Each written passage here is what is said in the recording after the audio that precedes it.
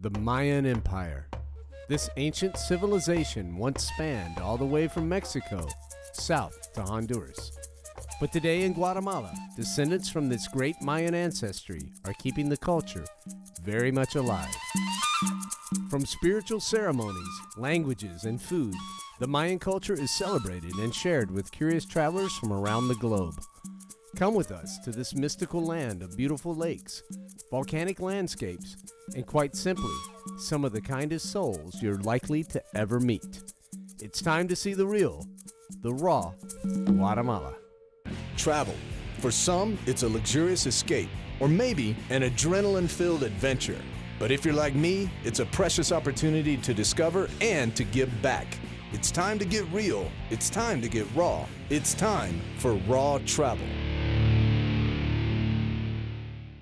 Guatemala is a growing destination for travelers, from its spectacular mountain landscapes to its 400-year-old cities, and even to its Caribbean coast.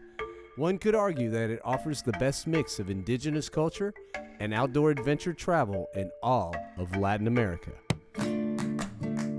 Guatemala is diverse, and thanks to a mountainous and a volcanic landscape, much bigger than it looks on a map. Most people begin in the capital city, which bears its namesake.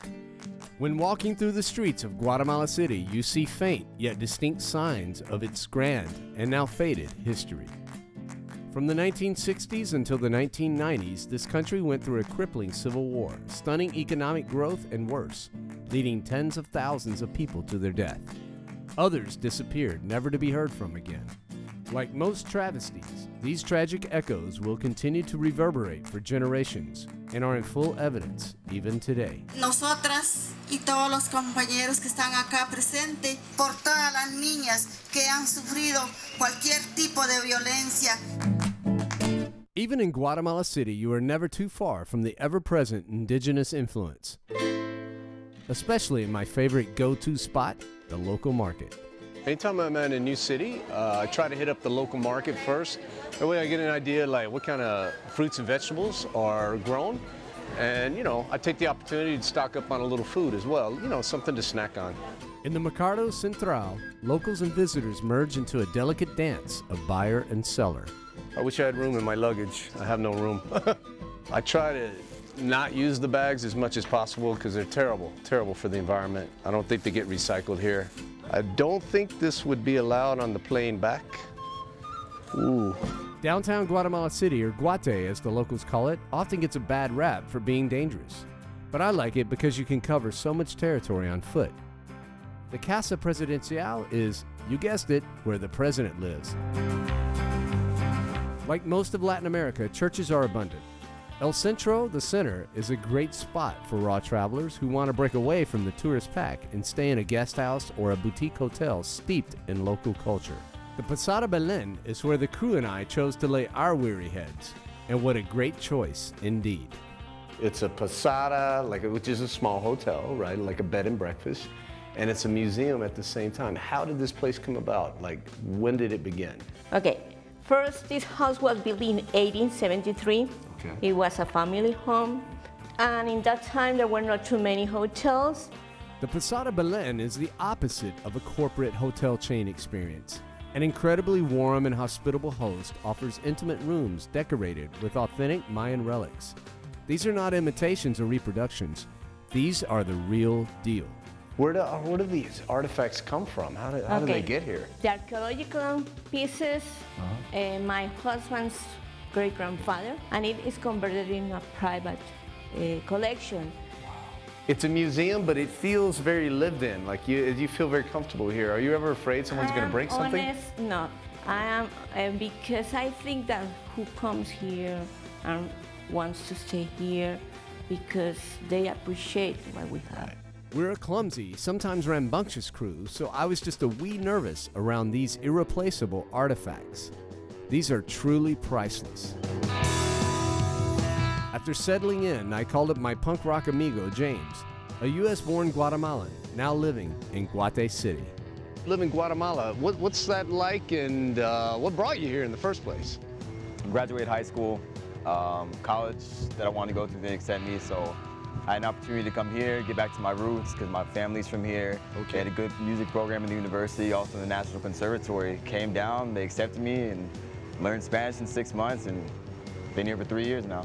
Wow, that's fantastic, man. And what's it like being an American living in Guatemala City? A lot of Americans stay in the high-class zones where it's the same stuff, malls, stuff like that. But here downtown, it's just like living in Chicago, man.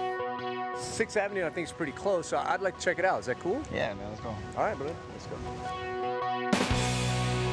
6th Avenue is a newly remodeled pedestrian walkway with shops, restaurants, and cafes.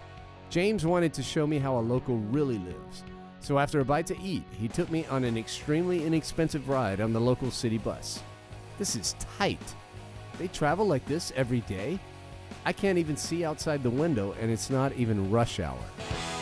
Hey, where did we get off? Look, I love downtown Guatemala, but not for the museums and sights as much for the unpredictability. In the middle of all these buildings, noisy buses, and taxis, one smart farmer brought his goats into town to offer city slickers some fresh, warm goat's milk. Now this is fresh. James, you first, man. I hope this doesn't mess with my delicate gringo stomach. Warm and tasty. Now, if I don't get ill, I'll give it an A-OK in my book. James, can you tell me a little bit about Zona Viva? It's a totally different experience than downtown, right, man? It's more of a commercial area. There's a lot of American businesses. There's a lot of big malls. 5% of the population, maybe 10, even has the money to go there and actually buy things. Right. Most people just go to hang out, be seen. The indigenous folks, of course, you know, here in Guatemala City is a good mix, but as we make our way west, we're going to come across more indigenous communities, and they're still living a lot like they used to live hundreds of years ago, right? Yeah. That's, you go to the pueblos and everything is the same system. Everyone knows each other, just small communities where they grow their own food and stuff like that. You can almost feel the warmth of the people, even the person on the street. Yeah. You stop and ask for directions, you know, maybe not, you don't speak the language that well or whatever. They're just warmer people in general, and I don't know, it's something you can feel, you know, in the atmosphere. People in Guatemala are very hospitable. Here in Guatemala, I mean, like you said, you can go to anyone in the street and they'll be like, hey, you know, nice to see you, thanks for coming to my country, how are you, blah, blah, blah. And then they answer your question because people are just nice here, it's weird.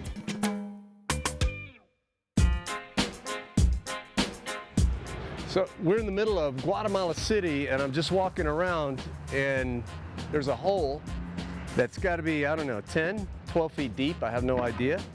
And the thing is, last night we were walking around this same neighborhood. Lighting's bad. What if it was raining? I mean, who's going to come save you? Here's a tip. When in Latin America, watch your step. The fastest way to make a friend when traveling is to find one who's into the same things you're into.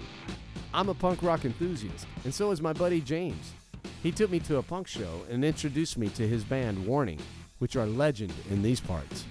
You know, I'm half Guatemalan, half American, but coming here, a lot of people were like, I don't know about this guy, you know, he's a gringo, you know. but the punk scene, I went to my first show, I was kind of nervous, but everyone was like, hey, what's up, man? 6 months later, I was in a band, you know. How long has Warning been around? ¿Cuántos años es Warning? Aproximadamente 27, 28 años. Wow, incredible, man. Sí. How long has punk been around in Guatemala City? Finales de 70s, principios de 80s. Guatemala's music scene is diverse. It's not just punk, it's rock, it's hardcore. You can even find a Western punk surf fusion band called Los Tiros, or The Shots. Am I in Austin, Texas, or Guatemala City? This stuff is wicked cool. We've always liked the music, so we know that we all like it, so we got together and like, hey, let's start a crossover band. Yeah. Are there a lot of females in punk, thrash metal? No, unfortunately. When you tell people that don't know what thrash metal is, the kind of music you play, what's their reaction? Man, these guys are playing really fast and rude. And Ser punk en Guatemala no es muy diferente de ser punk en Inglaterra o ser punk en otro lado. Ser punk es punk, pa. Guatemala City was fantastic, man. I really think I fell in love with Guatemala City this time. The people were just so friendly. At the market, an old lady gave me fruit, like immediately upon arrival. Guatemala City has a reputation for being dangerous downtown, and we stayed downtown, and I have to tell you, we did not have any problems. It was just an amazing city. But now it's time to like go to other parts of Guatemala, the more colonial parts, the more indigenous culture, and I'm really looking forward to that as well. There's a reason people flock to those areas. For a different take on Guatemalan culture, head to the Caribbean coast. Livingston is a small backpacker-friendly enclave near the coast of Belize. Not only can you have a great eco-adventure, you can also learn about Livingston's Afro culture, whose roots are from the Garifuna people.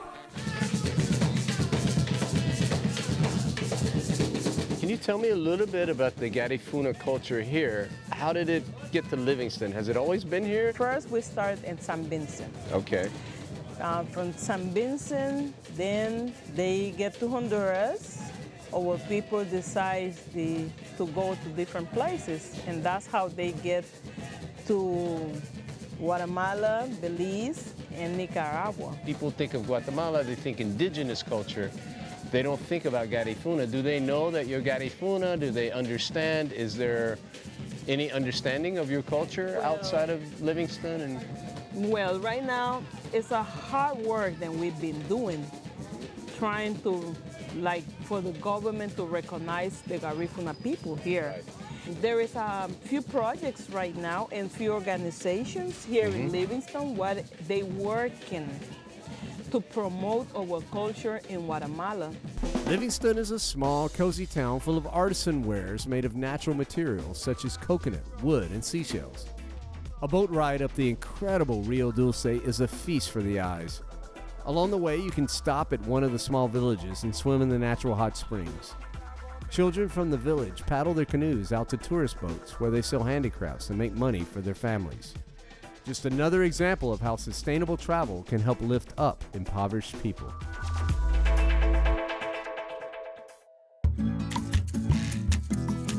Along the banks of the Rio Dulce River in Guatemala, there are indigenous communities who have garnered their livelihood from the river for centuries. Unfortunately, many children in these villages were orphaned during the brutal Civil War in the 1970s when Casa Guatemala was first established. Since then, Casa Guatemala has continued to care for and educate hundreds of orphaned, malnourished, and impoverished children from the surrounding villages. so Heather, tell me a little bit about Casa Guatemala. How did it begin? It began in the Civil War of Guatemala? Just right before the Civil War, actually, there was an earthquake, a big earthquake in 1976, which brought the original founders, the Bronstein family, over. They founded Casa Canada. Okay. And they stayed for a couple of years, and during that time, the Civil War started. They had a lot of kids that they had adopted in the past, so they moved on, and the organization was taken over by our current founder, Angelina de Galdames, and she's actually built this up. It took about 5 years just to clear away the jungle and raise enough money so that they could open it up. And so we opened up in 1987 with a small school. A rancho for the kids to live, and then the clinic came, you know, so we would have medical care as well. And about how many kids do you have at any given time? On average, about 250 kids a year that we're able to take care of. Wow. And of those, half of them stay here on site. Okay. The kids from over here, they have like mini cayucos, and so they like row over to school every day. Oh, wow. Yeah, it's what a cute. commute, man. And then you also have, though, a lot of farming families as well that subsist from the fishing. Yeah, that's the majority. And Casa Guatemala has been able to offer these children lots of love and care to help nurture them for the rest of their lives. Every day, they get up, they make their beds all super nice, they sweep up, there's chores, come back and brush their teeth and get ready for school, or on the weekends, for instance, we'll do activities with them. We fish off the dock, we swim off the dock, we have kind of like a Tarzan's rope off the dock there. That looks fun. So they're pretty good. One thing that sets Casa Guatemala apart is the fact that they are self-sustainable. Our volunteer program, for instance, is $300 a person for the long-term program. You've got to be 24, you need to speak a basic level of Spanish, and you need to be here for a minimum of 3 months with us. And then for people that don't have that much time, we have our short-term program, and that fits in with our hotel backpackers, which is another stream of revenue for us. Casa Guatemala hosts volunteers the world over, providing room and board during their stay.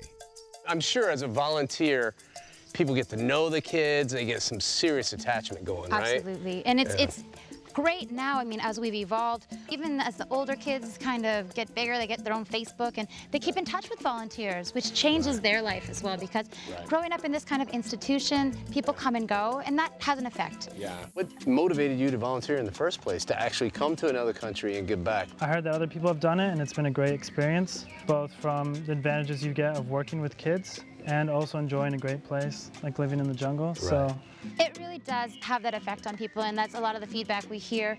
You know, it's frustrating, it's hard, because we are so basic in our amount of resources that we get in. Some weeks we're gonna have things, sometimes we're gonna run out of things, and sometimes we have to wait until more money comes in to have it replaced or have it fixed. So it can be frustrating. You need to be able to be adaptable and be open-minded and realize that it's not going to be Club Med. Now it's time to dive deeper into native Guatemalan culture. Antigua, or Ancient City, is one of the most beautiful cities I've ever visited in all of the Americas, north, central, or south. Antigua, as the name suggests, is really old, and it's firmly planted on the tourist trail. But in this case, that's not a bad thing. Travelers come from all over the world to take in the beautiful sights, maybe go to a Spanish school, or maybe just absorb some genuine Guatemalan hospitality. Just 45 minutes from the capital, Antigua's cobblestone streets gives visitors access to block after block after block of colonial architecture, taking them back to a time when the Spanish first arrived. So Carlos, Antigua is very old. How old is Antigua? Well, Antigua, this is more than 250 years old.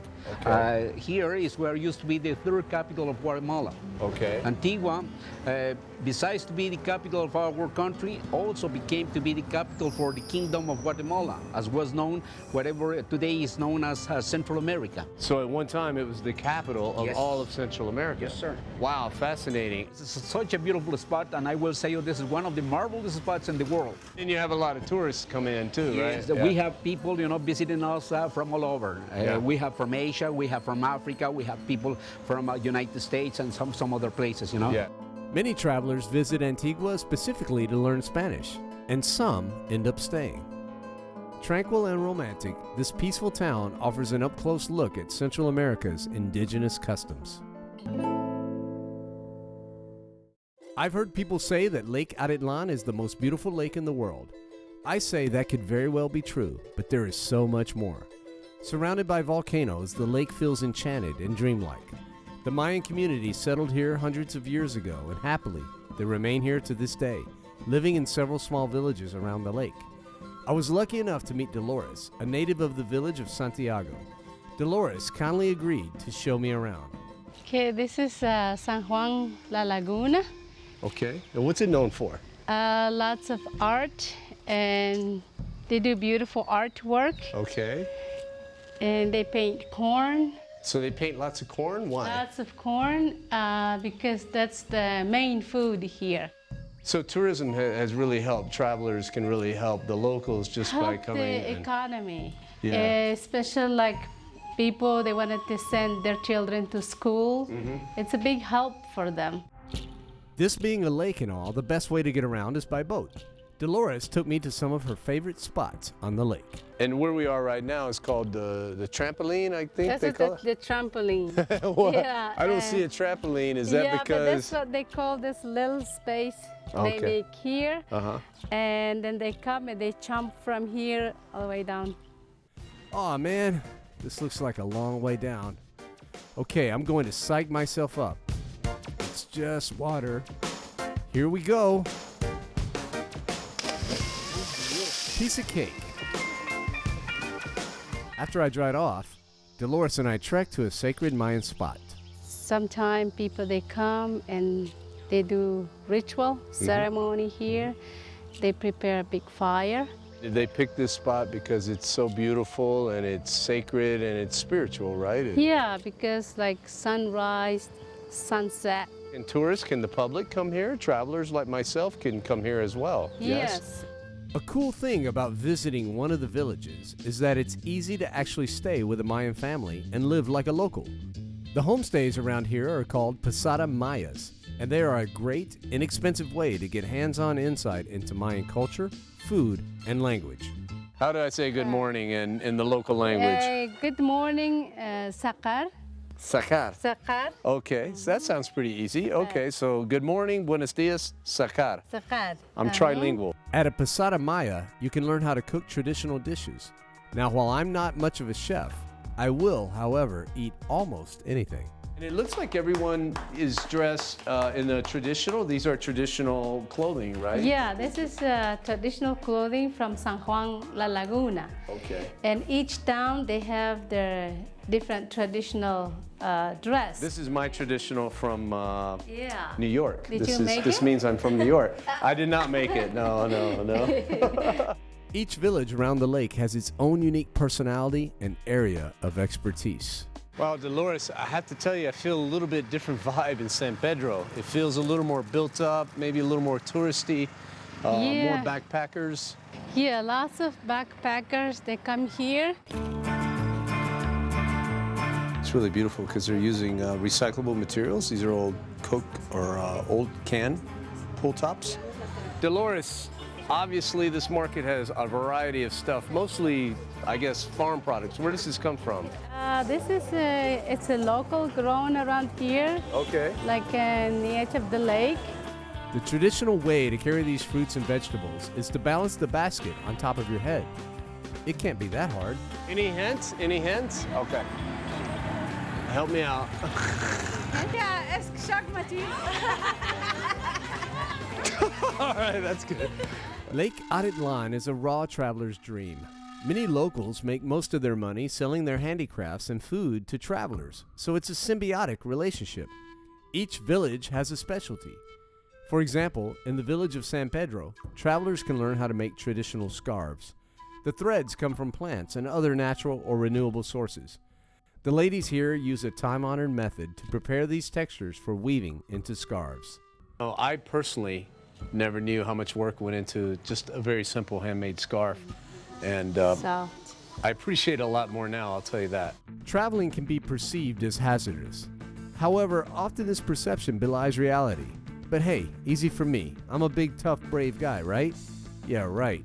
But seriously, solo female travelers do have different issues to consider when traveling to destinations off the beaten path.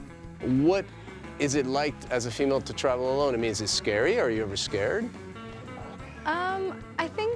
I think people should be scared, but at the same time, just for precaution's sake, because it isn't dangerous. There's that negative stigma towards Central and Southern America that you can't travel alone, guy or girl, especially a girl.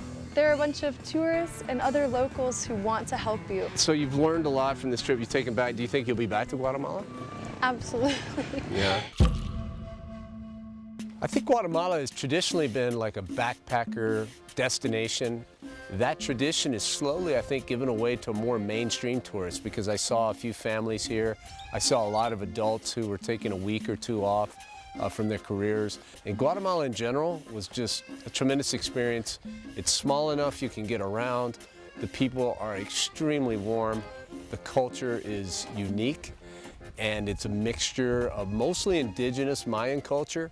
But, you know, to mix things up, you can go on the coast and get some other cultures as well, more of a Caribbean feel with the Garifuna culture. So it's just a great trip. I love Guatemala. I'll definitely be back.